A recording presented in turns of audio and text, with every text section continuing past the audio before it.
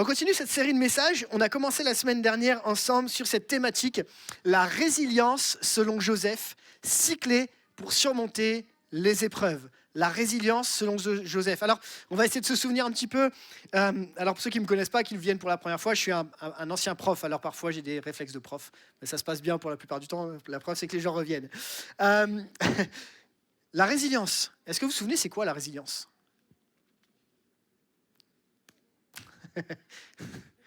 pas de panique. La résilience, ça serait quoi la résilience pour vous ? Même si vous ne connaissez pas forcément le mot, vous n'étiez pas la semaine dernière, ce serait quoi la résilience ? Allez, vous avez le droit de participer. Hein. La persévérance.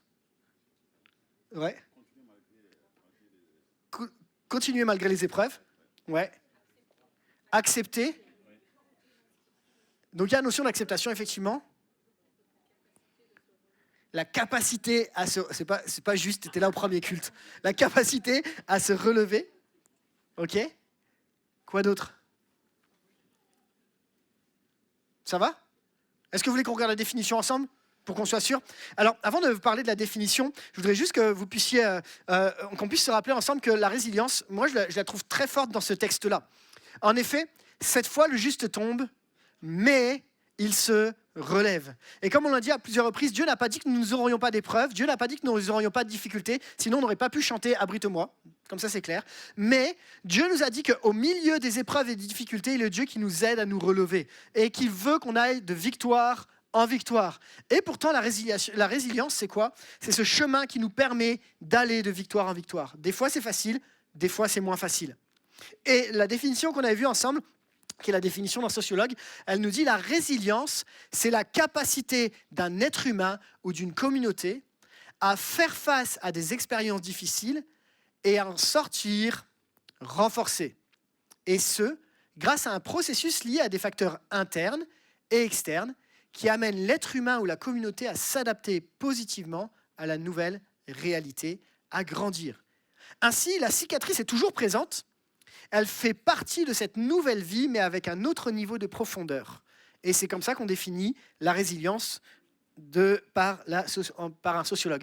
Alors c'est intéressant, en fait, moi je le traduis de manière très simple en disant que la résilience, c'est quoi ? C'est la capacité à faire face aux épreuves et à en sortir. Parce que je crois que Dieu nous appelle à sortir des épreuves. Amen. Amen, ça va ? Et on a vu ensemble la semaine dernière 3 clés qui nous permettaient d'avoir une vie résiliente, et on va voir 3 nouvelles clés. Et on va se rappeler ce qu'on a vu la semaine dernière. La semaine dernière, on a vu que les 3 premières clés étaient celles-ci. Garde espoir. Même si tu ne vois pas, Dieu est là. Alors garde espoir. On a vu que Joseph, souvenez-vous, l'Éternel était avec Joseph dans tout ce qu'il entreprenait. L'Éternel était présent. On a vu également, reste flexible. À chaque étape, sois flexible et laisse Dieu te façonner et t'enseigner. Parce que oui, évidemment, quand les tempêtes sont là, si on est trop rigide, on casse. Et on voit comment Joseph, dans sa vie, s'est adapté à la situation dans laquelle il était, a su tirer profit en fait de ce par quoi il était en train de passer. Enfin, reste attaché à Dieu. Au milieu de tes épreuves, garde ta connexion à Dieu, ton intégrité et ton humilité. Garde les valeurs que Dieu t'a données. Et c'est ce qu'on a bien vu avec l'histoire de Joseph, que ce soit face à la tentation, que ce soit quand il est abandonné, il garde sa connexion, son intégrité, son humilité. Ça va pour ce qu'on a vu la semaine dernière ? Ouais. Et si vous ne l'avez pas vu, vous pouvez aller le revoir sur Internet. Elle est dispo sur notre page YouTube. On y va ? 3 clés, les 3 clés suivantes qu'on va voir ensemble pour vivre une vie résiliente. La première clé que j'aimerais partager avec vous, c'est cette notion de transformer les épreuves en opportunités.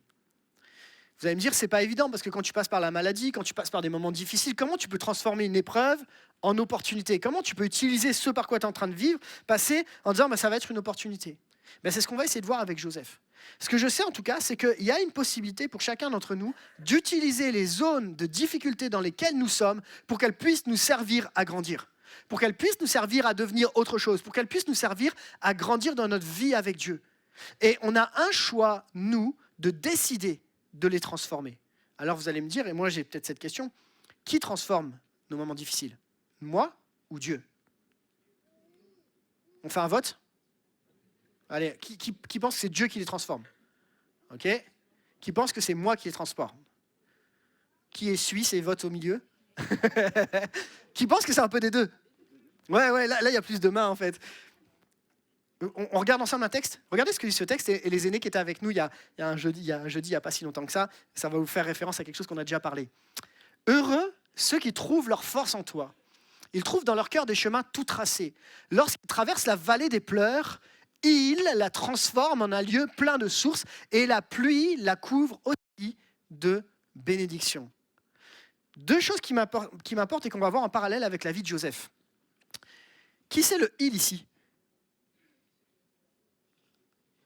C'est qui ?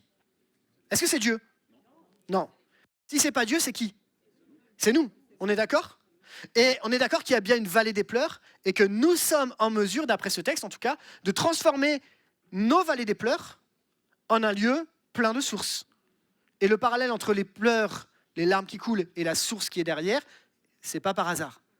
Il semble que quand on lit ce texte, nous sommes nous-mêmes en capacité de transformer nos épreuves en source, en bénédiction, d'arriver à les transformer. Mais la clé, elle se trouve où ?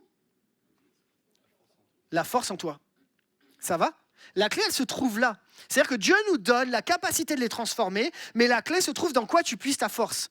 Mais d'ailleurs, c'est très intéressant. Dieu n'a jamais dit que le chemin, il allait tout faire pour nous. Dieu n'a jamais dit il allait dire, ok, tu vas pas bien, je règle tous tes problèmes. La plupart du temps, la façon dont Dieu règle nos problèmes, c'est en travaillant en collaboration avec toi. Il te rend acteur de ton cheminement, il te rend acteur de ton changement. C'est pas un claquement de doigts où tout arrive par magie. Même si 2 fois, Dieu fait des miracles. On est d'accord ? Mais même le miracle implique que tu mettes ta foi. On est d'accord ? Il y a une collaboration entre toi et Dieu, c'est obligatoire. Dieu n'a pas dit, je vais vous diriger comme des pantins, puis vous allez vous débrouiller toute votre vie. Non, non, Dieu nous rend autonomes et matures. Et on va le voir à travers l'histoire de Joseph. La première étape, la première chose que Joseph va vivre, c'est qu'il va passer, quand il arrive dans la maison de Potiphar, il va passer de l'esclavage au chef de la maison dans le même environnement. Alors, je refais juste un petit débrief de la vie de Joseph. Tout le monde se souvient à peu près de la vie de Joseph ? Ancien Testament, ok ? Joseph, vendu par ses frères parce qu'il se prend un petit peu pour quelqu'un, il reçoit des rêves, etc. Il est vendu par ses frères, il atterrit dans la maison de Potiphar. Dans la maison de Potiphar, il prend une position élevée. Et puis là, il se fait tenter, il résiste à la tentation, et de manière très injuste, il finit en prison. De la prison, il va rencontrer 2 personnes. Ces 2 personnes vont faire des rêves, il va les interpréter correctement. Et là, 2 ans d'oubli. Sympa. Pendant 2 ans, il reste au fond de son cachot. Son cachot. Vous aviez compris. Il reste pendant 2 ans dans la galère. Et au bout de 2 ans, le pharaon fait un rêve, et le pharaon fait un rêve et va faire sortir Joseph de son cachot pour interpréter correctement les rêves. Et le rêve de pharaon, je ne sais pas si ça vous parle un petit peu, il va rêver de 7 vaches maigres et 7 vaches grasses. D'abord les vaches grasses d'ailleurs, et ensuite les vaches maigres, qui va expliquer que pendant 7 ans en Égypte, il va y avoir 7 ans d'abondance, puis 7 ans de famine. Et Joseph va être là, il va dire, nomme quelqu'un qui va pouvoir gérer les 7 années pour que pour les 7 années suivantes, on ait ce qu'il faut. Joseph va être nommé, il va devenir Premier ministre d'Égypte. Mais sa vie ne va pas s'arrêter là.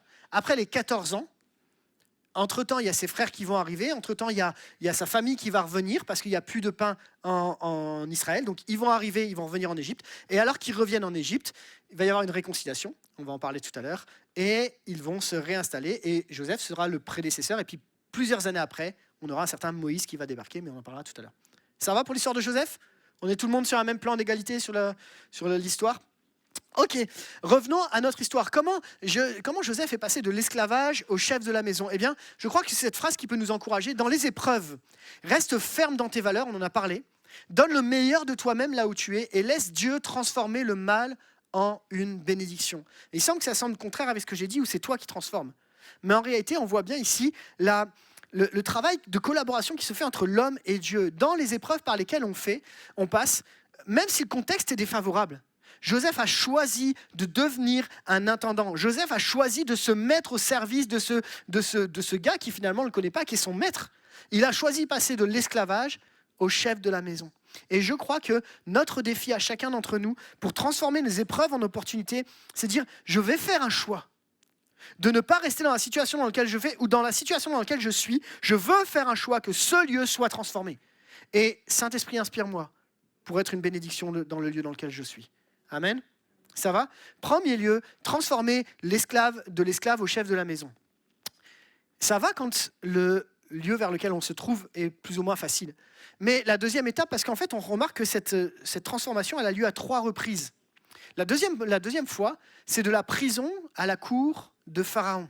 Pourquoi? Parce qu'alors qu'il est injustement accusé, il va se retrouver au fin fond d'une prison et il va être appelé par Pharaon. Et Pharaon va dire, viens interpréter. Et Joseph va dire, ce n'est pas moi, c'est Dieu qui donnera une réponse favorable au Pharaon.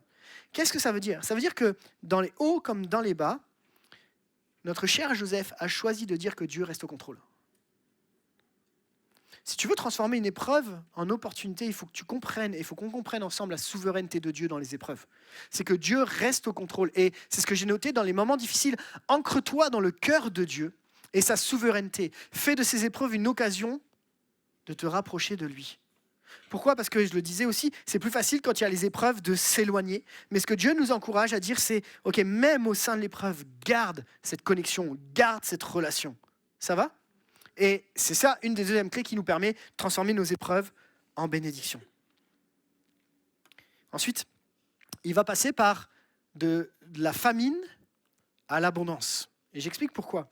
On sait que dans le rêve qu'ils ont vécu, le pharaon voit des vaches grasses, puis des vaches maigres. Donc de l'abondance à la famine. Mais moi, j'ai fait l'inverse. De la famine à l'abondance. Pourquoi? Parce que Joseph a décidé de faire quelque chose de très intelligent. Il va non seulement sauver tout le peuple d'Égypte, mais les choix qu'ils vont faire vont avoir un impact sur sa propre famille et sur d'autres peuples tout autour de lui. Les épreuves ont été transformées en opportunités d'être une canal de bénédiction aussi pour les autres. En réalité, ce qu'on comprend, c'est que même nos épreuves peuvent devenir une bénédiction pour ceux qui sont autour de nous. Même nos épreuves peuvent devenir un encouragement pour ceux qui sont autour de toi. Je me souviens, et ça c'est quelque chose qui m'a toujours marqué. J'allais, quand j'étais dans une autre ville ailleurs, j'allais chez une petite mamie. Et elle me préparait là, un petit plat là, à chaque fois. Et en fait, mon lycée, là où j'étais prof, était juste à côté de sa maison. Et elle m'a dit, tu manges où le midi? Je lui dis, je mange à la cantine. Elle dit, ah, t'arrêtes de manger à la cantine, tu vas manger chez moi. Puis t'avais plutôt intérêt à obéir. Parce que je peux te dire qu'elle te passait un savon bien comme il fallait sinon. Et j'arrivais chez Annette. Qu'est-ce que j'aimais aller chez Annette? Ok, elle m'avait tout préparé, les petits plats, machin. Elle m'avait coupé. Genre, elle m'avait coupé ma viande. Tu vois un peu le truc? et je me souviens de cette mamie qui, enfin, dans les hauts comme dans les bas, a toujours été une femme de prière. Je me souviens de cette mamie qui me dit « Comment ça, t'es pas levé à 5h du matin pour aller prier ?» Mais elle, pour elle, dans son organisation à elle, elle s'est levée tous les matins avant que son mari se lève pour aller chercher la face de Dieu, pour prier, pour être vraiment dans cette intimité avec Dieu, pour être dans ce cœur à cœur avec Dieu. Et tu avais l'impression que, alors qu'elle passait par des moments difficiles, c'est pas qu'elle les vivait pas. Elle disait c'est difficile, mais c'est toujours cette phrase « Mais le Seigneur est avec moi ». Et derrière cette apparente dureté, en réalité, cette mamie que j'aimais vraiment, elle me disait « PS, pendant des années, je resterai ancré et jusqu'au bout de ma vie, je resterai ancré en Dieu parce que je sais que Dieu est fidèle. » Et je peux vous dire qu'ils en ont pris dans la tête, qu'ils ont eu des moments difficiles. Mais cette mamie, qui était peut-être un peu brute de décoffrage, elle avait sa foi ancrée en Dieu au quotidien. Et elle a tenu jusqu'au bout. Et ça a été un modèle de foi pour moi, petit jeune dans la foi qui démarre et qui a besoin d'avoir des hommes et des femmes qui sont à nos côtés, qui prient pour nous et qui sont là et qui tiennent bon jusqu'au bout. En fait, pour revenir à Joseph, ce que je trouve extraordinaire, c'est que le moyen qu'il a utilisé pour bénir l'Égypte a servi à bien d'autres, a été beaucoup plus large et il est devenu un témoignage pour beaucoup plus. Transformer nos épreuves en opportunité, c'est aussi se dire, Seigneur, que cette épreuve-là soit l'opportunité pour quelqu'un de découvrir la grâce de Dieu. Amen. C'était ma première clé. Et je vous encourage vraiment, cherche le bien de l'autre, même dans les épreuves difficiles. J'arrive à ma deuxième clé. Première clé, transformer nos épreuves en bénédiction. Ma deuxième clé, et c'est peut-être une des plus difficiles finalement, mais qui résume le mieux la vie de Joseph. Ma deuxième clé est celle-ci, pardonner et reconstruire des relations. Je crois que la clé, peut-être une des clés principales qu'on voit dans la vie de Joseph, c'est sa capacité à pardonner. On va être clair, les amis. Moi, mes frangins, ils me font ça, de me vendre, de m'abandonner. Je ne sais pas si j'ai la capacité de pardonner. Parce que autant on peut avoir de la famille qui nous a trahis, là, ça va loin. Ils avaient même prévu de le tuer au départ. Et l'exemple de Joseph nous montre à quel point le pardon a un impact particulier. Mais on va le détailler, mais avant de parler du pardon, je crois aussi que l'absence de pardon peut constituer un frein. Vous êtes d'accord avec ça ? Que l'absence de pardon, si tu ne pardonnes pas, tu vas rester bloqué. Pourquoi ? Parce que l'absence de pardon va t'amener à être figé dans le passé, empêcher d'avancer et de voir l'avenir. Elle te maintient dans des sentiments négatifs, de haine. Elle n'est pas propice à la reconstruction. En réalité, le non-pardon nous enferme et nous bloque comme un boulet au pied qui fait que tu vis avec ça au quotidien. Et tu as beau dire ce que tu veux, tu as beau dire oui, mais non, mais pas vraiment. En fait, en réalité, c'est quand même un poids qui reste sur ton cœur. Et je crois, et j'en suis intimement persuadé, que l'Église, nous avons besoin d'expérimenter la réalité du pardon. Oui, mais c'est pas facile. Je l'entends. Et je nous le dis ensemble, non, c'est pas facile. Je crois que le pardon est un processus progressif. Je crois que le pardon n'est pas un claquement de doigts et tout va mieux. Je crois que ce n'est pas une formule magique, mais je crois que c'est une clé pour que tu sois libre des chemins dans lesquels tu es actuellement. Et j'en suis intimement persuadé. Peut-être que la décision la plus importante que tu dois prendre cette année, ce n'est pas d'aller à la salle de sport, c'est de pardonner. Parce que je crois, et j'en suis intimement persuadé, que ce sont des freins pour nos vies. Le pardon sera peut-être l'action la plus importante, difficile que tu vas devoir prendre, mais il faut que tu la prennes. Et pardonner ne veut pas dire exempter les personnes de leurs responsabilités. Vous me suivez ? Parce que parfois on dit « je pardonne donc », et ça ne veut pas dire que les autres sont exemptés de leurs responsabilités. Non, pardonner, c'est décider toi que le passé n'aura pas un impact sur ton présent et ton futur. C'est faire un choix de dire « je refuse qu'aujourd'hui, ce soit le passé qui détermine comment je marche dans mon quotidien ». J'ai mis cette citation que je trouvais intéressante. Pardonner signifie pour moi lâcher prise sur un passé que je ne pourrai jamais changer. Abandonner tout espoir d'un passé meilleur, ne plus jamais être enchaîné à mon passé et de pouvoir enfin vivre le présent. Pardonner signifie que je ne veux plus que la haine, la colère, la rancœur, le désir de vengeance soient les sentiments qui guident mon cœur et ma vie. Et je crois que c'est le défi d'aujourd'hui. Parce que parfois, on peut bien le dire, le non-pardon nous empêche d'avancer, que ce soit individuellement, mais aussi au niveau collectif. Et quand je réfléchis à Joseph, ce n'est pas l'exemple extraordinaire de la notion de pardon. Vous n'êtes pas d'accord avec ça ? Quand tu regardes l'histoire de Joseph, il a été loin dans la notion de pardon. On regarde ensemble quelques aspects de sa vie. Joseph a choisi de pardonner malgré la trahison. Cette trahison, ça aurait pu provoquer la haine, ça aurait pu provoquer l'amertume, mais il a choisi de les accueillir. Pour rappel, alors que ses frères viennent du pays d'Israël pour chercher du blé, c'est Joseph qui les accueille. Il aurait pu les envoyer bouler. Non ? Et pourtant, il choisit. Le pardon est un choix, chers amis. Personne ne pourra jamais t'obliger à pardonner. Ça reste ton choix. Ça reste ta décision. Je pourrais te le dire, je pourrais le prêcher, on pourrait faire des centaines de prédications. Tant que tu ne choisis pas toi-même de rentrer dans la voie du pardon, ça ne viendra pas. Parce que ça reste un choix. Joseph a choisi de pardonner. Malgré la trahison, et qu'on soit bien clair, la trahison est réelle. On est d'accord ? La trahison n'est pas quelque chose qu'il a inventé. C'est pas « ah ben non, je suis une petite nature ». Non. Il a vraiment vécu, mais il a fait un choix. Deuxièmement, il a choisi de surmonter le désir de vengeance. Joseph aurait pu utiliser son pouvoir légitimement pour se venger de tous ses frères, et même les humilier, même les punir. Mais ce qu'il a décidé, c'est que simplement, il va les mettre à l'épreuve pour vérifier leur cœur. Et lorsqu'il constate leur sincérité, leur repentance, il va, avec amour et compassion, les accueillir. Le pardon ne consiste pas à ignorer la justice, mais à refuser de laisser la vengeance dicter nos actions. Je redis ça ? Le pardon ne consiste pas à ignorer la justice, mais à refuser de laisser la vengeance dicter nos actions. Troisièmement, il reconnaît la souveraineté de Dieu. On en a parlé le point d'avant, mais le texte nous dit, un texte dans Genèse 50 nous dit « Vous aviez médité de me faire du mal, Dieu l'a changé en bien pour accomplir ce qui arrive aujourd'hui, pour sauver la vie à un peuple nombreux. » C'est Dieu qui gère. Tu sais, quand tu commences à voir la main de Dieu dans tes épreuves, ça te permet de pardonner plus facilement. parce que tu crois que Dieu est capable de transformer le mal en bien. Je me souviens, je vous en ai parlé la semaine dernière, je suis passé par un moment difficile avec un frère qui avait, au niveau reconnaissance, c'était compliqué, et puis je me suis senti maltraité, je me suis senti blessé. Et, et c'était assez étrange parce qu'on en discutait avec Lise et je voulais pas avoir du ressentiment envers cette personne qui m'avait fait du mal et qui m'avait méprisé, en tout cas je m'étais senti méprisé. Et alors qu'on passait par cette épreuve avec mon épouse, on a décidé ensemble de ne pas lui en vouloir, on a décidé de ne pas parler mal de lui, mais de reconnaître la souveraineté de Dieu dans cette situation. Et la grâce de Dieu a fait que, même après cette épreuve difficile, on a réussi à rétablir la relation avec cette personne. On a réussi à repartager avec lui. Il est venu manger à notre table. On a eu un temps de cœur à cœur. On lui a exprimé qu'on était blessé. Il nous a demandé pardon et on a rétabli ensemble. Alors, est-ce que ça veut dire que j'aurais retravaillé avec lui? Ça ne s'est pas fait comme ça et ça aurait été peut-être plus compliqué. Mais ce que je sais en tout cas, c'est qu'entre lui et nous, on a rétabli cette relation. Il a fallu qu'on fasse un pas de plus. Il a fallu qu'on dise, mais Seigneur, tu es souverain. Et même dans les moments où j'étais blessé, ça n'a pas empêché Dieu d'agir dans l'Église. Ça va? Parce que Dieu est fidèle. Ça m'amène à mon point suivant.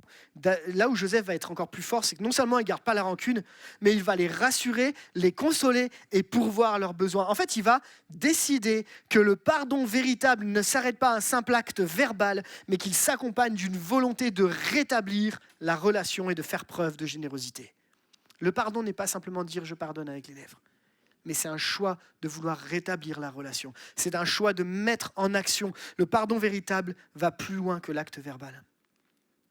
Ensuite, il offre un pardon inconditionnel.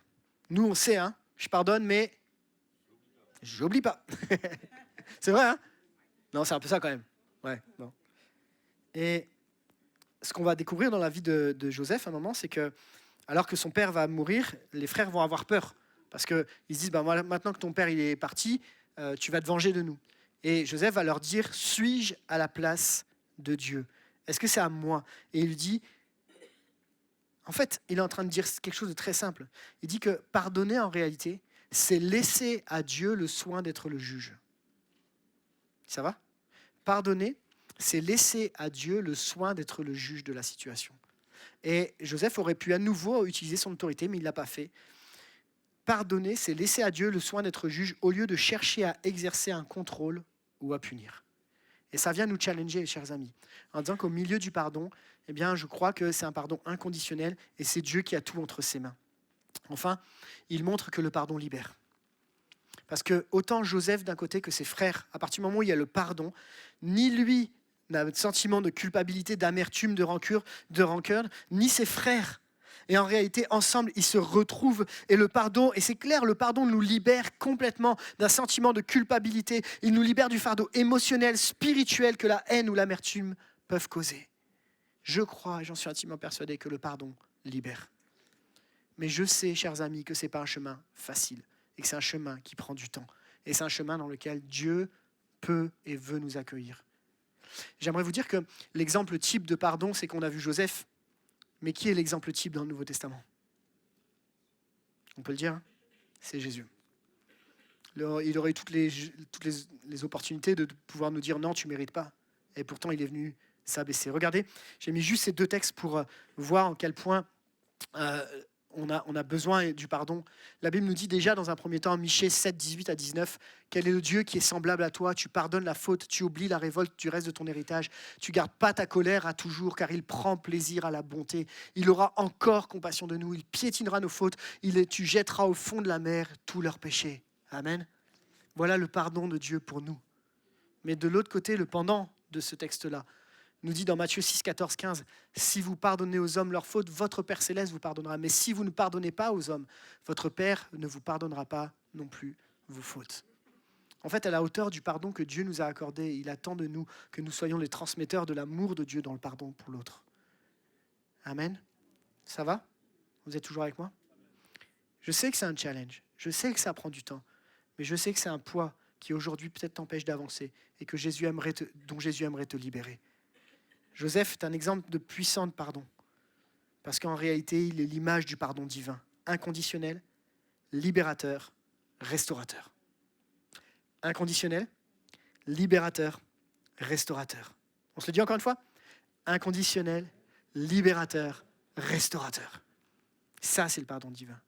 Et je crois que c'est possible. Oui, mais tu vas me dire, oui, mais et si l'autre refuse? Et si l'autre n'accepte pas? Et si l'autre me dit que non? Bah tant pis, hop, c'est réglé. Ben oui, mais c'est pas évident. On peut pas forcer l'autre. Comment on fait alors? Tant pis parce qu'on aura fait notre part. Pas tant pis parce qu'on s'en fout. D'accord, tant pis parce qu'on aura fait. Je suis plutôt. J'ai bien compris, tout à fait. En fait, la réalité, c'est que tu es responsable de ce que toi tu transmets, mais tu n'es pas responsable de la réponse de la personne. La personne en face de toi, elle a le droit de ne pas accepter ton pardon ou de ne pas accepter. Vous comprenez? Mais toi, dans ton choix à toi, tu es responsable de ce que toi tu fais de ta vie. Tu ne peux pas avoir un impact sur la vie de l'autre, c'est-à-dire que tu ne peux pas changer la vie de l'autre. Mais toi, c'est entre toi et Dieu que ça se passe. Le pardon commence déjà entre toi et Dieu, pour ensuite être véhiculé avec l'autre. Et même si l'autre le refuse, même si l'autre ne le reçoit pas, toi, ton challenge, c'est de dire, Seigneur, moi je refuse de marcher avec ce poids. Parce que je ne veux pas que cet élément-là détermine mon présent et mon avenir. Amen. Ça va? La deuxième clé, la notion du pardon. Et j'en arrive à la troisième et dernière clé. Troisième et dernière clé nous dit, reste attaché à Dieu, garde ses valeurs jusqu'au bout. Vous allez me dire, c'est la même troisième clé que la troisième clé qu'on a vue tout à l'heure. Il y a juste un truc en plus. Vous l'avez vu, c'est quoi le truc en plus? Jusqu'au bout. Et ça a toute son importance. Le fait de garder nos valeurs jusqu'au bout. Le fait de tenir jusqu'au bout. Le fait de garder jusqu'au bout tes valeurs, les valeurs que Dieu a mis dans ton cœur. Le fait de rester jusqu'au bout, jusqu'à la fin de ta vie. Et pour ça, j'aimerais qu'on examine un texte de la fin de la vie de Joseph. Mais juste avant, je vous lis ce texte. « Garde ton cœur plus que toute autre chose, car de lui jaillissent les sources de la vie. » Et encore une fois, chers amis, les circonstances vont être défavorables, le contexte va être compliqué, il y aura des choses, et dire que votre vie va aller mieux, j'en sais rien. Par contre, si tu gardes ton cœur plus que toute autre chose jusqu'au bout, alors de lui va dépendre les sources de la vie. Et je crois que tu seras une source de bénédiction pour ceux qui sont autour de toi. Amen. Analysons simplement la fin de la vie de Joseph. On est dans Genèse 50, tout au bout. C'est la fin, c'est même la fin de la Genèse d'ailleurs. Et le texte nous dit, Joseph leur dit, n'ayez pas peur. Il est en train de parler à ses frères. Suis-je en effet à la place de Dieu? Vous aviez essayé de me faire du mal, Dieu l'a changé en bien pour accomplir ce qui arrive aujourd'hui, pour sauver la vie à un peuple nombreux. Désormais, n'ayez donc plus peur, je pourvoirai à vos besoins et ceux de vos enfants. C'est ainsi qu'il les réconforta et parla à leur cœur. Joseph dit à ses frères, je vais mourir, mais Dieu interviendra pour vous et vous fera remonter de ce pays-ci jusque dans le pays qu'il a juré de donner à Abraham, Isaac et à Jacob. Amen. La première clé qu'on voit ici, souvenez-vous, dans les valeurs, c'est les mêmes que dans la première partie, c'est l'humilité. On n'a pas le petit Joseph de 15 ans là, qui se la raconte un petit peu. On a le Joseph qui est passé par des moments difficiles, qui est à la fin de sa vie, et qui comprend qu'il n'est pas à la place de Dieu, et que c'est Dieu qui est l'auteur de toute sa situation. Il reconnaît la souveraineté de Dieu, l'humilité. Et la Bible nous dit que Dieu fait grâce aux humbles, mais il résiste aux orgueilleux. L'humilité. Et n'oublions jamais, chers amis, que ce qu'on a pris quand on a partagé le pain et le vin, c'est la plus belle preuve d'humilité qu'on puisse découvrir. Qu'un Dieu tout-puissant puisse s'humilier pour venir te rencontrer, moi. La Bible nous dit qu'il s'est rendu obéissant jusqu'à la mort pour que toi, tu aies la vie. Ça, c'est la plus belle preuve d'humilité. Et dans nos épreuves, comme un chemin de résilience, restons toujours humbles. Dieu sait ce qu'il fait. Laissons à Dieu le soin de gérer les situations. Amen. La deuxième valeur qu'on a vue la semaine dernière, mais qu'on revoit également, c'est la notion d'intégrité. Je pourvoirai à vos besoins et à ceux de vos enfants. C'est ainsi qu'il les réconforta en parlant à leur cœur. C'est là que tu vois que Joseph, ce qu'il a dit au moment où il les accueille, quand ils arrivent d'Israël pour récupérer le blé, et ce qu'il fait jusqu'à la fin de sa vie, il est en concordance parfaite. Il restera rempli de compassion du début, du moment où il les retrouve jusqu'à la fin. Et il y a du temps là, parce que là, il a à peu près 120 ans, Joseph, donc il n'est plus tout jeune. Il est resté intègre. Chers amis, que ce ne soit pas les épreuves qui changent votre notion d'intégrité dans la vie. Gardez les valeurs que Dieu vous a données. Gardez cette notion, si tu as choisi de développer la compassion, continue à développer la compassion jusqu'au bout. Va jusqu'au bout de ta vie. Va jusqu'au bout en gardant cette notion d'intégrité, de dire Seigneur, je ne bougerai pas de la ligne de conduite que tu m'as donnée, parce que c'est toi qui me l'as donnée. Amen. Et enfin, dernière valeur, on a vu humilité, intégrité, et la dernière valeur, la connexion. La Bible nous dit à la fin, mais Dieu interviendra pour vous et vous fera remonter de ce pays-ci. Là, j'ai une question, qu'est-ce qu'il en sait là, Joseph ? Qu'est-ce qu'il en sait que ça va se passer ? Il n'en sait rien. Non seulement il n'en sait rien, mais il a juste les promesses qu'il a eues, puisque c'est écrit, il l'a juré à donner à Abraham, Isaac et Jacob. Mais on sait que ça ne va pas se passer tout de suite, puisque juste après, il y a quoi ? Il y a toute l'histoire avec Moïse. Ça ne va pas arriver tout de suite. Et pourtant, Joseph, ici, a une dimension prophétique. Il dit, il va se passer que vous allez retourner dans le pays promis. Il va se passer que la promesse que vous avez reçue, elle va s'accomplir. J'ai reçu, et c'est là où tu vois que jusqu'au bout de sa vie, il est encore en connexion avec Dieu. Parce que les paroles qu'il donne ne sont pas des paroles au hasard. S'il dit, Dieu interviendra pour vous, c'est qu'il sait que Dieu va intervenir pour vous. Et quelle est la plus belle preuve d'intervention de Dieu ? C'est au moment où Moïse va arriver et où le pharaon va y avoir les plaies d'Égypte et que le peuple d'Israël va sortir de l'esclavage. Des années auparavant, Joseph sait que Dieu va intervenir pour son peuple. Il reste connecté à Dieu dans une prophétie, dans une direction claire, en disant « ça va s'accomplir, gardez courage, allez jusqu'au bout ». Les trois clés, chers amis, les trois valeurs que j'aimerais vous encourager à garder. L'humilité, l'intégrité, la connexion, jusqu'au bout. Jusqu'au bout, dans les hauts comme dans les bas, dans des contextes favorables comme dans les contextes défavorables. Gardez vos valeurs, parce que c'est Dieu qui nous les a données. Amen. Et je crois que humilité, intégrité et connexion, c'est bien les choses que Jésus lui-même a développées quand il est sur terre, non ? Il s'est rendu humble, ok ? On sait bien que Jésus, il était droit dans ses bottes, hein ? Ouais, dans ses valeurs, dans les valeurs.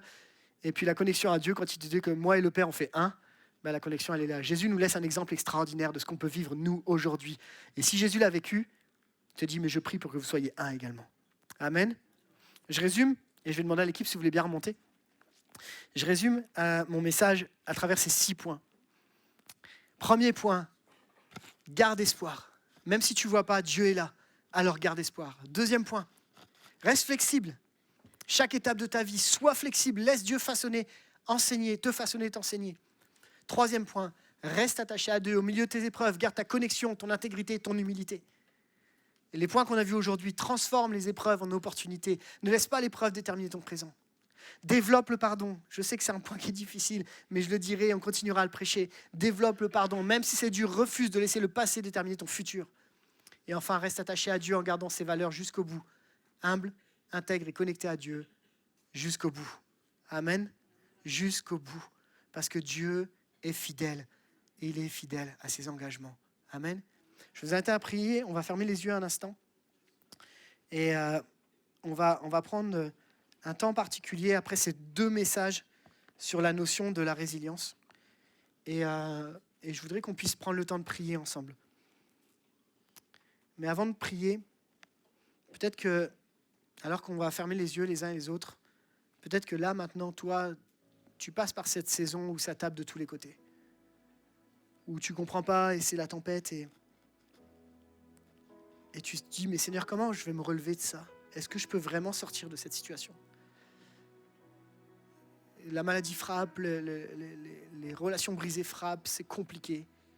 Et tu te dis, j'aimerais arriver à me relever, mais j'y arrive pas, c'est trop compliqué. Et j'aimerais vraiment qu'on puisse prier pour toi. Parce qu'on sait que c'est dur et parfois, on l'a vu, une des clés de la résilience, c'est d'être en communauté, de prier les uns pour les autres.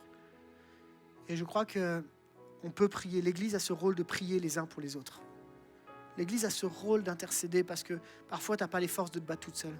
Tu n'as pas les forces de te battre seule.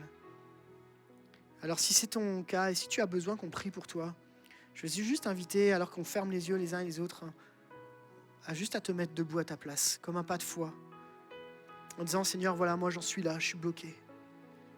Je suis un peu comme Joseph, peut-être j'étais rejeté, j'étais mis de côté, j'étais abandonné. Je ne sais pas c'est quoi qui provoque ta tempête aujourd'hui. Et je voudrais juste inviter à faire un pas de foi en disant, Seigneur, j'ai besoin d'aide. J'ai besoin qu'on puisse me soutenir dans la prière. J'ai besoin que je puisse faire un pas de foi. Peut-être c'est le pardon qui te bloque là, maintenant, ce matin. Je ne sais pas d'où, je ne sais pas comment, mais c'est peut-être ça qui te bloque là aujourd'hui. Et Jésus voudrait te dire, il t'a montré la voie et il veut t'accompagner dans ce chemin du pardon. Quelles que soient les circonstances, les moments difficiles, Jésus nous a dit, cette fois le juste tombe, mais il se relève. Quand Dieu dit un mais dans ta vie, c'est qu'il y a des changements qui peuvent avoir lieu. Alors que plusieurs personnes ici se sont levées, j'aimerais que l'église de Bourgoin, ensemble, on puisse se mettre à prier. Prier peut-être pour nos vies, mais aussi pour la vie de ceux qui sont debout. Qu'on puisse élever la main, élever les mains, nos voix et commencer à demander la grâce de Dieu sur les situations. Est-ce que je peux vous entendre commencer à louer, à simplement prier pour les situations, prier pour des forces renouvelées. Seigneur, je te prie, Jésus, pour chacun ici. Seigneur, je te prie, Jésus, pour chaque personne qui passe là par ce moment difficile. Seigneur, je te prie, Jésus. Me voici, bras grands ouverts, j'ai besoin de toi. Tiens mon cœur à tout jamais, oh mon âme t'adore. Me voici, bras grands ouverts, j'ai besoin de toi. Tiens mon cœur à tout jamais, oh mon âme t'adore. Me voici, bras grands ouverts, j'ai besoin de toi. Tiens mon cœur à tout jamais, oh mon âme t'adore. Quand j'étais brisé, par amour tu t'es donné. Le péché n'a plus d'emprise, car ta grâce me libère, guéri et pardonné. Toutes mes chaînes sont tombées, l'amour n'a plus d'emprise, car ta grâce me l'a. Alors qu'on est tous ensemble, je vous propose qu'on se mette debout ensemble pour rejoindre ceux qui ont décidé de faire ce pas de foi, pour montrer qu'on est là tous ensemble. L'église, c'est ça. L'église, c'est pas moi, c'est nous. Et on est là. Et je voudrais qu'on puisse élever les mains ensemble et commencer à prier pour des temps où il y aura des temps de guérison, des temps de restauration dans les vies. Donc qu'on puisse prier pour qu'il y ait des temps où des chaînes puissent être brisées, que des prisons puissent être ouvertes. Et qu'on puisse prier pour un temps où Dieu va agir dans les cœurs, quand on va mettre notre foi en action. Et je vous invite à simplement lever les mains si vous êtes dans l'intercession, dans le cœur. C'est le moment aussi de prier, parce que je crois que Dieu est ce Dieu qui agit encore aujourd'hui. Seigneur, on veut croire encore que ce matin, alors qu'on s'approche de toi, que toutes ces personnes sont mises debout, Seigneur, ont besoin de toi. Tu es le Dieu qui ouvre les portes. Tu es le Dieu qui fait tomber les chaînes. Tu es le Dieu qui brise la puissance de l'ennemi. Seigneur, tu es le Dieu qui apporte des solutions là où nous, on ne les voit pas. Et Seigneur, nous croyons qu'encore ce matin, tu fais tomber les chaînes. Nous croyons ce matin que tu es le Dieu qui est capable de nous amener à voir au-delà de ce qu'on voit, qui transforme, Seigneur, les prisons, Seigneur, en des temps de liberté, qui transforme les crises en opportunités. Seigneur, parce qu'avec toi, avec ton soutien, Seigneur, nos vallées des larmes sont transformées en des lieux pleins de sources, parce que tu es là, Jésus. Alors on s'abandonne. Alléluia, Jésus. Par amour, tu t'es donné pour moi, Jésus. Alléluia, merci, Père.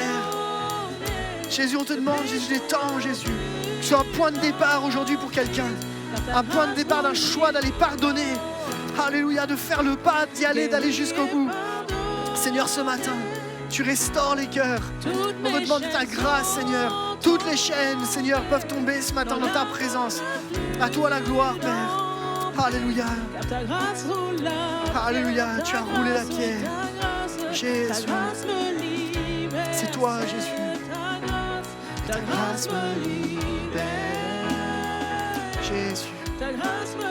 Merci, Jésus. Ta grâce me libère, Jésus. Ta grâce me libère. Ta grâce me libère. Jésus.